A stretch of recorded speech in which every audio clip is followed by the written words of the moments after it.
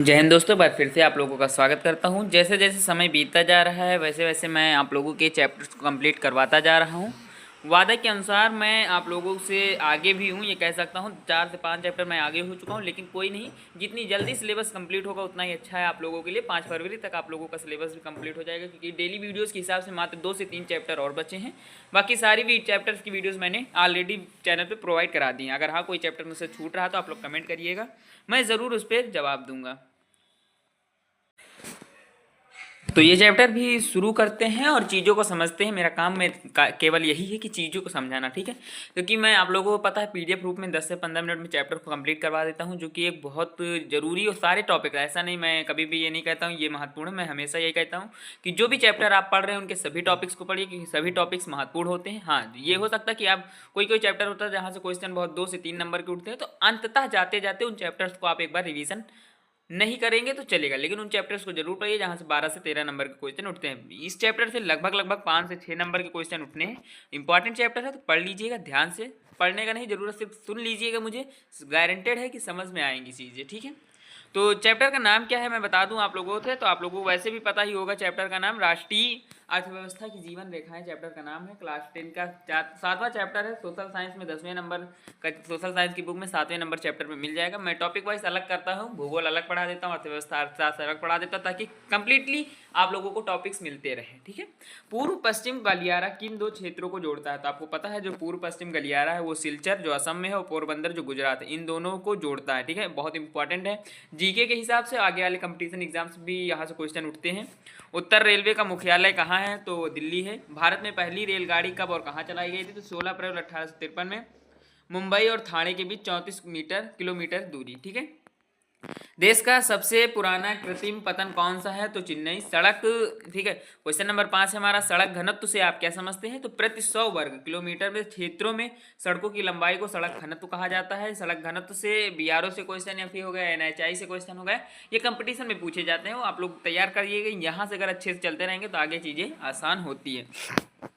राष्ट्रीय जलमार्ग संख्या किन किन स्थानों के बीच नौमन्य है? तो देखो राष्ट्रीय जलमार्ग संख्या जो है वो इलाहाबाद और हल्दिया के बीच 1620 किलोमीटर लंबी है, ठीक है।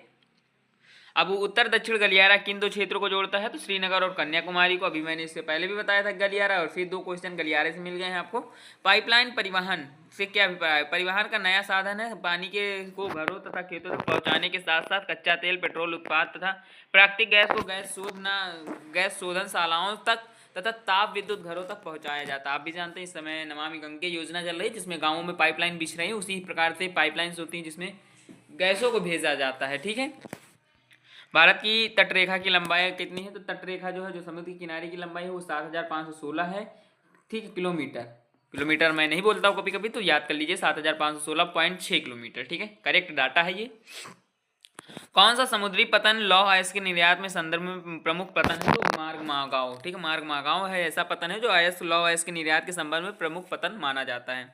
स्वतंत्रता प्राप्ति के बाद पहला विकसित पत्तन कौन सा है? तो कंडाला पत्तन है। भारत के 2 अंतःस्थलीय जलमार्गों के नाम बताइए। तो गंगा नदी इलाहाबाद और हल्दिया के बीच है, अंतःस्थलीय, ठीक है। ब्रह्मपुत्र नदी सादिया व धुबरी के बीच है, ठीक है। भारत में वायु परिवहन का राष्ट्रीय एकीकरण कब हुआ? राष्ट्रीयकरण कब हुआ? तो 1953 में, ठीक है। क्योंकि 1950 में हमारे देश का संविधान लागू हुआ और 1951 में देश से अंग्रेज का पूर्ण रूप से शासन खत्म हो चुका था। वैसे हो चुका था आधिकारिक रूप से 1950 पर कहीं कहीं ऐसे ऐसे जगह थे जहाँ पर अगर वो शासन नहीं करते तो वहाँ पे अव्यवस्थाएं फैल जाती। तो 1951 तक भी यहाँ पर देश में कुछ अंग्रेज रहे, ठीक, वायसराय वगैरह थे। तो जब 1953 में इसका एकीकरण हुआ, आप जानते हैं। बड़े शहरों में डाक संचार में तीव्रता लाने के लिए कौन कौन से मुख्य उपाय किए गए हैं? तो 6 डाक मार्ग बनाए गए हैं। राजधानी चैनल यानी मार्ग जिसे कहते हैं, मेट्रो मार्ग, चैनल, ग्रीन चैनल, व्यापार चैनल, भारी चैनल, दस्तावेज चैनल, ये चैनल है, ठीक है। चैनल का मतलब क्या होता है? संचार, ठीक है। समझ लीजिए रोड, ये चैनल नहीं, यूट्यूब चैनल होगा या टीवी चैनल होगा, वो चैनल अलग है, ठीक है। भारत में किस क्षेत्र में विशेष प्रावधान के माध्यम से हवाई यात्रा को आम जनता तक पहुंचाया गया है? तो उत्तर पूर्वी राज्यों में, ठीक है। सबसे लंबा राष्ट्रीय मार्ग कौन है? NH7 है। NH1 कौन से 2 शहरों से जुड़े हैं? दिल्ली व अमृतसर। कभी कभी आपसे NH से पूछ सकता है, national highway, NH31, NH21, NH55, ये सारे NH हैं। ज़्यादा नहीं पढ़ना, जितना बुक्स में आपको 3-4 दी होंगी वही पढ़ लेना, बहुत है। भारत में कुल कितने रेलवे जोन है? तो 16 जोन है, ठीक है। भारत में किस राज्य में सबसे अधिक तथा सबसे कम सड़क घनत्व है तो सबसे अधिक केरल तथा सबसे कम जम्मू कश्मीर, ठीक है। उत्तर भारत का सबसे व्यस्त रेलवे जंक्शन कौन सा है, तो अगर मैं बात करूं आप लोगों से तो मुगल सराय है। अंतर्राष्ट्रीय व्यापार के दो घटक कौन से, तो आयात व निर्यात। हिंदी में अतिरिक्त किन दो भारतीय भाषाओं में सबसे अधिक समाचार पत्र प्रकाशित होते हैं, अंग्रेजी व उर्दू। भारतीय व विदेशी फिल्मों का सत्यापन करने वाला प्राधिकरण कौन सा है, तो central board of film certification है, जिसे आप CBFC भी कह सकते हैं, CBFC भी, जो भारतीय व विदेशी फिल्मों का सत्यापन करता है कि हाँ ए रेटिंग है या A+ रेटिंग है या AA रेटिंग है। आप लोग देखते होंगे जब मूवी शुरू होती है तो उसमें लिख के आता है, U लिख के आता है, A+ लिख के आता है, वो चीज़ें हैं जो बताती हैं ये मूवी किस प्रकार की है, ठीक है। सबसे लंबी गैस पाइपलाइन कौन सी है, तो हजारी विजयपुर जगदीशपुर, जिसे कहा जा सकता है सबसे लंबी गैस पाइपलाइन हजीरा विजयपुर जगदीशपुरा, ठीक है। प्रथम श्रेणी की डाक के दो उदाहरण दीजिए, कार्ड व लिफाफे। ये प्रथम श्रेणी के डाक हैं। जब आप डाक को पढ़ेंगे, आपने चैप्टर में पढ़ा भी होगा, मैं नेक्स्ट सेशन से जब चैप्टर आप लोग तो पास हो जाएंगे, लेकिन जो 9th में वीडियोस देख रहे हो और 10th में जब देखेंगे या तो अच्छी से वीडियोस आनी स्टार्ट हो जाएंगी लगभग जून जुलाई में, ठीक है। दीर्घ उत्तरी प्रश्न 3 से 5 अंक के होते हैं। तो अगर मैं बात करूं आप लोगों से, जनसंचार व साधन से होने वाली किन्हीं 3 लाभों की चर्चा कीजिए। स्वास्थ्य मनोरंजन करता है, राष्ट्रीय कार्यक्रम व नीतियों के बारे में जागरूक करता है, ज्ञानवर्धक है, खेल संबंधी कार्यक्रमों को प्रसारित करता है, दूरदर्शन राष्ट्रीय समाचार और संदेश का माध्यम। ये एक ऐसा क्वेश्चन है जो आप अपने मन से भी लिख सकते हैं, हाँ क्या लाभ होते हैं भाई, हमें समय समय पर न्यूज़ों की जानकारी मिलती है, कोई घटना कहीं हो रही हो हमें अपडेट मिलता है, कोई चीज़ है जैसे कोई संबंध में वगैरह आया तो वो सब चीज़ें देखने को मिलती हैं। व्यावहारिक रूप से और सांसारिक रूप से एक दूसरे से जुड़ने का एक अच्छा सा माध्यम माना जा सकता है। बहुत सी ऐसी चीज़ें अगर लिखने बैठूंगा तो 10 पेज लिख सकता हूँ, इतना है क्षमता, ठीक है। तो वो चीज़ें नहीं है, आप लोग समझ के अपने हिसाब से 4-5 लाइन करके 4-5 हेडिंग बनाकर लिख देंगे तो 5 नंबर 4 नंबर मिल जाते हैं। पाइपलाइन परिवहन के लाभ बताइए। तो पाइपलाइन परिवहन द्वारा शहरों तथा उद्योगों में पानी पहुंचाने के साथ गैस, खनिज तेल व एक स्थान से दूसरे स्थान तक पहुंचाया जाता है, ठीक है। समय की बचत होती है, बीज की चोरी और बर्बादी को रोका जा सकता है। पाइपलाइन बिछाने की लागत अधिक है परंतु इसको चलाने की लागत कम है। जब एक बार बिछ जाती है तो चलाने में क्या, बस इधर से फोर्स डाला उधर से पाइप में निकले। हाँ ये है कि दूरी के हिसाब से थोड़ा फोर्स ज़्यादा लगता है पर वो औरों के हिसाब से कम है, जो आप ट्रांसजेक्शन करते हैं ट्रांसपोर्ट से खर्चे से कम है, ठीक है।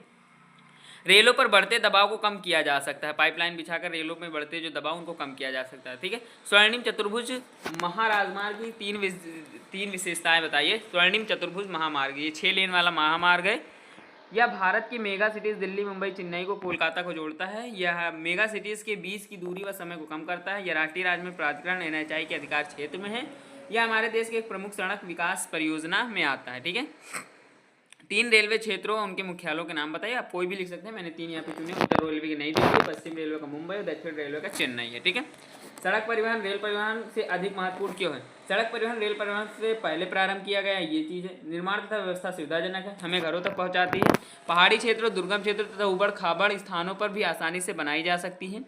अन्य परिवहन साधनों में सड़क परिवहन एक कड़ी रूप से काम करता है, क्योंकि आप भी जानते हैं हर जगह रेल नहीं पहुंच सकती, लेकिन हर जगह सड़क पहुंच सकती है, हर जगह बस पहुंच सकते हैं। क्योंकि रेल जो होती है वो छोटी साधन में नहीं आती, लेकिन बसें हो गई, स्कूटी हो गई, ये सब चीज़ें छोटे साधन में आते हैं, ठीक है। तो ये रूट कहीं भी हैं, जमीन स्थल हर जगह है, तो वो चीज़ें पहुँच सकती हैं। अभी कॉमन में अगर आप लिखेंगे फिर भी बहुत लिख देंगे। सड़क परिवहन रेल परिवहन से ये चीज़ें हो गई थी। आपका क्वेश्चन था वायु परिवहन के महत्व को स्पष्ट कीजिए। देखो, आरामदायक साधन है, सभी साधनों के मुकाबले सबसे तेज है, दुर्गम साधनों के लिए उपयुक्त है, समय कम और दूसरे स्थान पर पहुंचा देता है, बॉर्डर पर सेना के रखरखाव और भोजन सामग्री जल्दी से पहुंचाने हेतु महत्वपूर्ण है। आपने कभी कभी देखा होगा कि बॉर्डर्स पे चीज़ें खत्म होने लगती है तो वायु माध्यम से वो घंटों 2 घंटों में पहुँचाई जा सकती है, जबकि थल में उसे 10 से 12 घंटे लग सकती है, क्योंकि उनकी स्पीड 2000-3000 किलोमीटर तक कवर कर सकते हैं वो लोग, ठीक है। सड़क परिवहन किन किन समस्याओं से जूझ रहा है? लगभग आधी सड़कें कच्ची हैं जो वर्ष में ऋतु के काम योग्य नहीं रहती हैं। यातायात व यात्रियों की संख्या के अनुपात में सड़कें अपर्याप्त हैं। बढ़ते हुए वाहन के कारण सड़कें तंग व भीड़ भरी हैं, इससे सड़कों व ट्रैफिक जाम हो जाता है। राष्ट्रीय राजमार्ग पर्याप्त नहीं है, ठीक है। रेलों के जाल के आसमान वितरण के कारण लिखिए। तो अगर मैं बात करूँ, मैदानी भागों के निर्माण व लागत कम और आसान है, पर्वतीय भागों में निर्माण कठिन व लागत अधिक होती है, मैदानी भागों में जनसंख्या घनत्व अधिक है जिसके कारण रेलों का जाल बिछा है, मरुस्थलीय व पठारी भागों में औद्योगिक व कृषि कार्य विकसित न होने के कारण रेलों का घनत्व कम है, प्रकाशिकी कारणों व सरकारी नीतियों के कारण भी रेलवे का विकास प्रभावित होता है। पर्यटन एक उद्योग या व्यापार के रूप में अर्थव्यवस्था के विकास में किस प्रकार सहायक है? तो पिछले कुछ वर्षों में भारत में पर्यटन उद्योग में महत्वपूर्ण वृद्धि हुई है। 150 लाख से अधिक लोग इस उद्योग में लगे हुए हैं। स्थानीय हस्तकला और सांस्कृतिक उद्यमों का विकास का अवसर प्राप्त हुए हैं। विदेशी मुद्रा की प्राप्ति हुई है। राष्ट्रीय एकता को बढ़ावा मिला है। और क्वेश्चन नंबर 10 है हमारा। बहुत क्वेश्चन है, मैंने क्वेश्चन ज़्यादा लिए हैं क्योंकि चीज़ें समझ में आती हैं तो अच्छा रहता है। थोड़ा वीडियो 15 मिनट से आगे की वीडियोस नहीं होगी, ठीक है। भारत की सड़कों के का उनकी क्षमता के आधार पर वर्गीकरण कीजिए। स्वर्णिम चतुर्भुज मार्ग ये 6 लेन वाला महामार्ग है। राष्ट्रीय राजमार्ग देश व दूरस्थ भाग को जोड़ता है। राज्य महामार्ग राज्यों की राजधानियों को जिला मुख्यालय से जोड़ते हैं। जिला मार्ग जो होता है वो जिले के प्रशासनिक केंद्रों व जिला मुख्यालय से जोड़ते हैं। इनके प्रतीक चिन्ह भी होते हैं, आप देखते होंगे जो मीटर लगे होते हैं वाइट करके, कहीं काला रहता है, कहीं हरा रहता है, कहीं नीला रहता है, तो लिंक जोड़ रोड होती है, ठीक है। उनके बारे में अगर अध्ययन करना होगा तो नेक्स्ट वीडियो में एक PDF में टेलीग्राम पे डाल दूंगा, उसमें देख लीजिएगा कौन सी रोड कैसी होती है, ठीक है। सीमांत सड़कें सीमा के संगठन इनका निर्माण करते हैं, ठीक है। अब आप सीमांत सड़कों का जो संगठन होता है उसे BRO कहते हैं। बाकी इन सभी इतने राज्यों को कौन करता है? NHI करता है, ठीक है। इसमें से ये राज्य महामार्ग ये सब NHI देखता है। NHI के अंतर्गत आप भारत सरकार के आ सकता है राजमार्ग अधिनियम पर अधिनियम से हो सकती है रोड, ठीक है। अंतर्राष्ट्रीय व्यापार व स्थानीय व्यापार में अंतर स्पष्ट कीजिए। तो अंतर्राष्ट्रीय व्यापार ये दो देशों के बीच होता है, बड़े पैमाने पर होता है, देश की पूंजी उसी देश में रहती है, पूरे लोकहित में आवश्यकताओं को पूर्ण करता है। स्थानीय गाँवों कस्बों शहरों के बीच होता है, छोटे पैमाने पर होता है, ठीक है। विदेशी मुद्रा का आदान प्रदान होता है, क्षेत्र जो विशेष आवश्यकताओं की पूर्ति करता है। अब क्वेश्चन है कि परिवहन तथा संचार विभिन्न साधनों की अर्थव्यवस्था की जीवन रेखाएं क्यों कहा जाता है? स्पष्ट कीजिए। तो परिवहन तथा संचार के विभिन्न साधन एक दूसरे के पूरक हैं, देश विदेश के दूर स्थित इलाकों को एक दूसरे से मिलाते हैं, राष्ट्रीय और अंतर्राष्ट्रीय पर्यटन को बढ़ावा मिलता है, विदेशी मुद्रा की प्राप्ति होती है, जीवन आरामदायक व सुविधापूर्ण हो जाता है, सारा देश आपातकाल में एकजुट हो जाता है। कौन सी? परिवहन तथा संचार के विभिन्न साधनों की अर्थव्यवस्था की जीवन रेखाएं क्यों कहा जाता है, ठीक है। सिंपल से भाषा में आप लिख सकते हैं, और अगर चाहेंगे तो थोड़े वर्ड ऐसे यूज कर सकते हैं जो कि थोड़ा क्रिटिकल है। जैसे यहाँ पे एक शब्द आया है सुविधा एकजुट, नहीं एकजुट तो एकदम नॉर्मल शब्द होगा, अंतर्राष्ट्रीय आप यूज कर सकते हैं, ठीक है। पर्यटन लिख सकते हैं, पर्यटन न करके आप आवागमन लिख सकते हैं। थोड़े वर्ड को बढ़ाते रहिए तो अच्छा रहता है, ठीक है। तो आशा है, उम्मीद है वीडियो पसंद आई होगी। ऐसी वीडियो लगातार चैनल पे अपलोड होती रहती हैं। आप लोगों के लिए मैं जो वादा किया हूँ वो पूर्ण कर रहा हूँ। आप लोग भी मेरा साथ दीजिए, सपोर्ट कीजिए। मिलूंगा नेक्स्ट वीडियो में, तब तक के लिए धन्यवाद।